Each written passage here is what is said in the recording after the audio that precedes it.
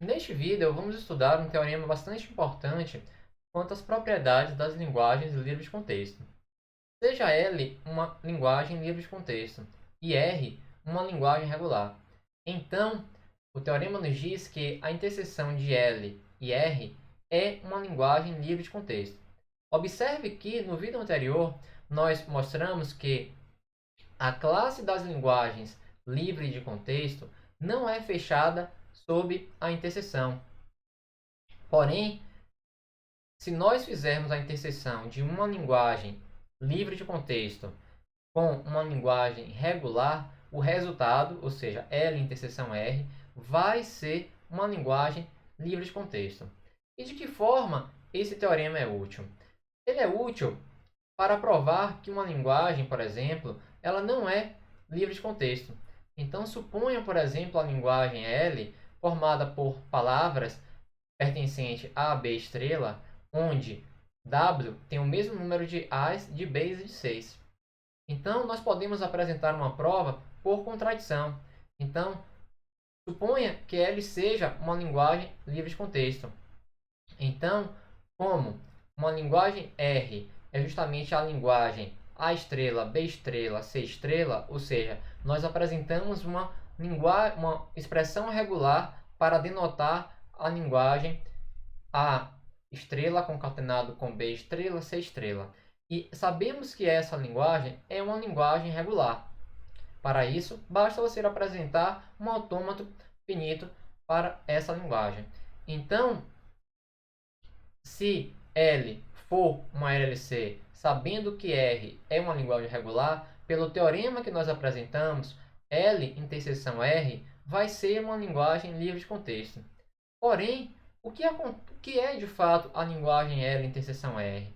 É justamente a linguagem AN, BN, CN. Pois veja, observe, a linguagem L admite palavras onde A's e B's e C's estão dispostos em qualquer ordem, com a restrição de que o número de A's é o número de B's e o número de C's. Porém, a linguagem R contém um padrão, uma sequência de A's seguido de uma sequência de B's e uma sequência de C's. Então, se a quantidade de A's por K, então B tem que ser igual a K, C tem que ser igual a K, justamente porque essa palavra pertence a L. Porém, veja que a NBNCN é justamente uma linguagem que nós já provamos não ser LLC.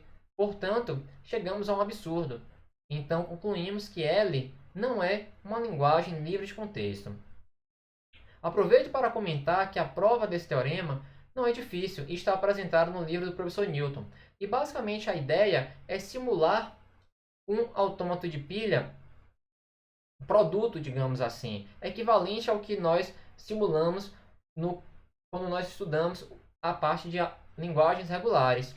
Então, para isso, você vai simular um autômato de pilha e, numa outra coordenada, você vai simular, digamos assim, o autômato finito. E então, com isso, podemos então começar a discutir a questão de problemas decidíveis e indecidíveis, que é justamente o tópico de bastante interesse do curso de Teoria da Computação.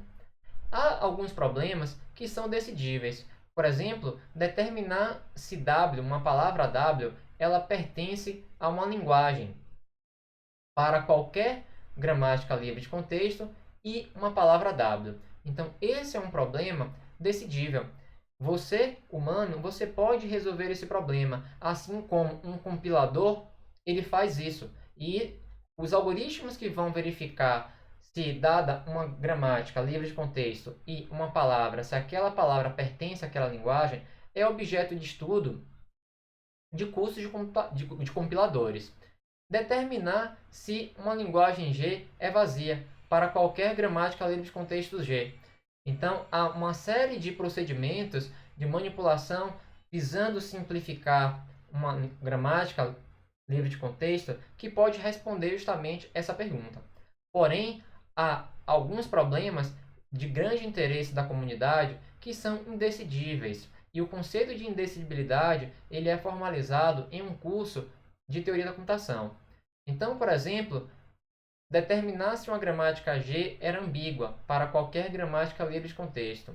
Outro exemplo, determinar se a linguagem da gramática é igual a sigma estrela. Verificar se a interseção da linguagem gerada por duas gramáticas é igual a vazio. Verificar se a linguagem gerada por uma gramática G1 é um subconjunto da linguagem gerada por G2. E determinar se a linguagem gerada por uma gramática G1 é igual à linguagem gerada por uma gramática G2. E a prova dessas proposições é vista, mais uma vez, em um curso de teoria da computação. Muito obrigado.